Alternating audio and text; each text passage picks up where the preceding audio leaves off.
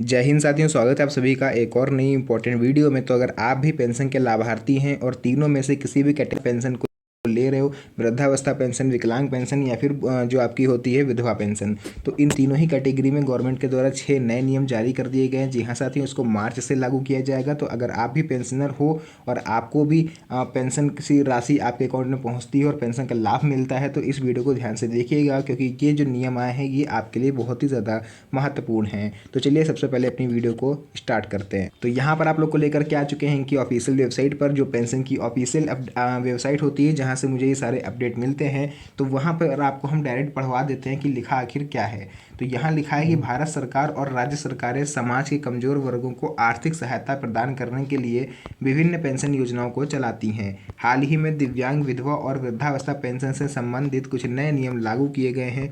इन नियमों का उद्देश्य इन योजनाओं को और अधिक पारदर्शी और लाभार्थियों के लिए सरल बनाना है। तो आखिर आपके लिए अपडेट क्या आया है और ये जो 6 नए नियम आए हैं, इसमें आपको फ़ायदा क्या होगा, क्या बेनिफिट मिलेगा, वो हम आगे आपको बताएंगे इस वीडियो में। वीडियो को ध्यान से देखिएगा, क्योंकि ये जो 6 नए नियम हैं ये आपके लिए काफ़ी ज़्यादा महत्वपूर्ण रहेंगे। तो चलिए इसका ओवरव्यू हम आपको दिखा देते हैं।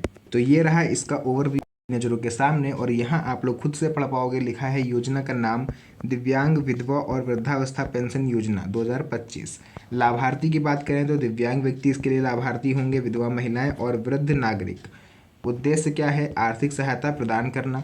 लागू कहाँ पर होगी? क्या कोई स्पेशल राज्य है? तो जी नहीं, ये पूरे भारत में हर एक स्टेट में, हर एक जो आपका स्टेट होती है जो, या फिर यूँ बोल लो कि हर एक ज़िले में, हर एक गांव तक इसका लाभ मिलेगा। कोई स्पेशल राज्य इसके लिए नहीं रहने वाला है।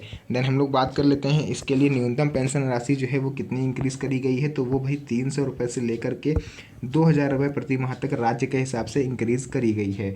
आयु सीमा की बात करें तो 18 से लगभग 80 साल के आसपास इसकी एज लिमिट रहेगी, यानी 60 से ऊपर के बुजुर्ग और 18 से लेकर के 80 साल तक की कोई विधवा स्त्री हो या फिर कोई विकलांग व्यक्ति हो, वो लोग इसके लिए एप्लीकेबल हैं, यानी कि पात्र हैं।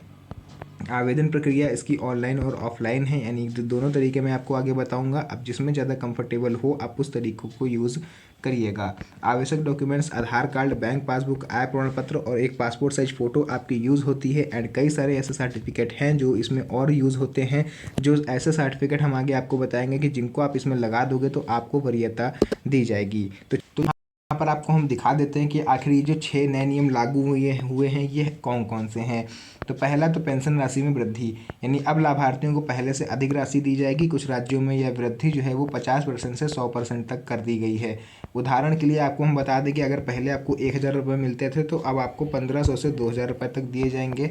ये स्टेट के हिसाब से, यानी राज्य के हिसाब से अलग अलग होता है। ये डिपेंड करता है राज्य सरकारों पर, क्योंकि कई राज्य सरकारें ऐसी होती हैं। देखिए, आपको पता होगा कि आपकी जो पेंशन राशि होती है, जैसे आपको 1000 रुपये गवर्नमेंट की तरफ से मिलते हैं, तो उसमें 50% यानी कि 500 रुपये जो है वो केंद्र सरकार देती है, और बाकी के 50% यानी बाकी के 500 रुपये आपको राज्य सरकार देती है। यानी राज्य सरकार 500 देगी, केंद्र सरकार 500 देगी, दोनों के मिला करके जो पैसे आते हैं वो आपके अकाउंट में ट्रांसफ़र किए जाते हैं। बट यहाँ पर क्या है कि केंद्र सरकार तो अपने 500 रुपये दे देती है, अगर राज्य सरकार उसमें 500 रुपये ऐड ऑन नहीं करती है अपनी तरफ से, तो केवल आपको 500 रुपये ही मिलेंगे। एंड अगर मान लीजिए राज्य सरकार अपनी तरफ से आपको 1500 रुपये और देना चाहती है, भाई 500 तो केंद्र से मिलेंगे, वो तो फिक्स है, वो तो बढ़ना नहीं है।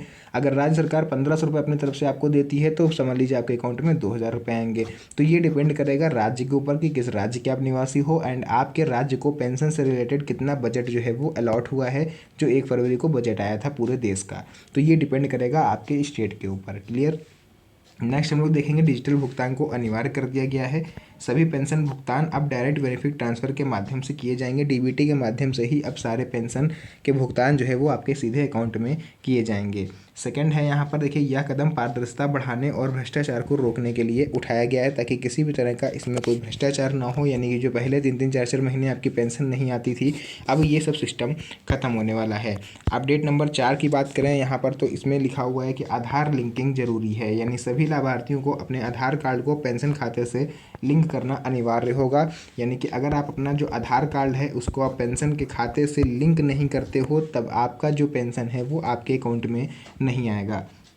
इससे होगा क्या कि इससे फर्जी लाभार्थियों की पहचान समाप्त होगी, यानी कि जो फर्जी लाभार्थी हैं उनको पहचान करना और ही ज़्यादा आसान हो पाएगा।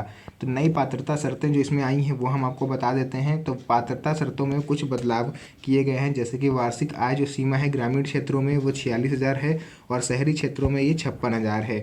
तो यहाँ पर आपको हम एक चीज़ क्लियर कर दें कि ये दोनों ही चीज़ें यहाँ पर गलत हैं। आपकी जो इनकम लिमिट होती है वो 1 लाख रुपए तक की होती है, यानी कि अगर आप ईयरली 1 लाख रुपए तक की अर्निंग कर रहे हो तो आप इसके लिए एप्लीकेबल हो।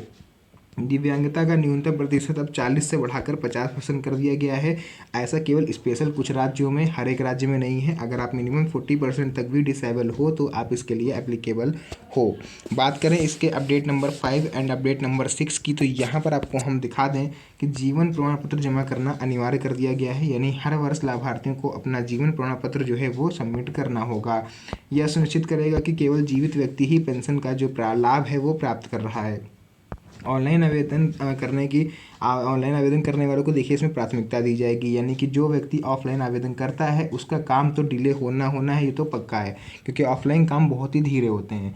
वहीं अगर आप ऑनलाइन का रास्ता चूज़ करते हो तो आपका काम भी तुरंत हो जाता है, एंड उसमें क्योंकि आपका जो वेरिफिकेशन है वो ऑन द स्पॉट कर दिया जाता है, आपको दौड़ भाग नहीं करनी होती।